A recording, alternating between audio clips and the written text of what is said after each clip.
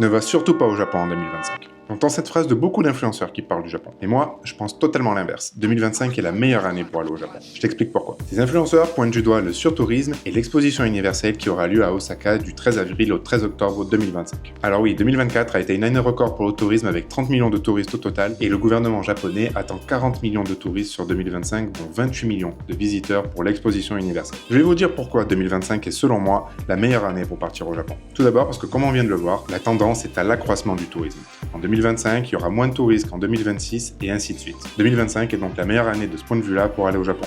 Et si vous attendez qu'il y a moins de touristes, ce n'est pas près d'arriver. Ensuite, ce sont les lieux touristiques qui par définition sont blindés de touristes. Tout le monde va au même endroit alors même que le Japon regorge d'endroits magnifiques et encore épargnés par le tourisme. En préparant un minimum son voyage et en suivant ma chaîne par exemple, vous pouvez vraiment éviter le gros de la foule. Et enfin, concernant l'exposition universelle, au lieu de voir ça comme un inconvénient, voyez ça comme une occasion exceptionnelle de voir un événement unique. L'exposition se tiendra sur une île artificielle spécialement conçue avec la plus grosse structure en bois du monde, où plus de 160 pays seront rassemblés.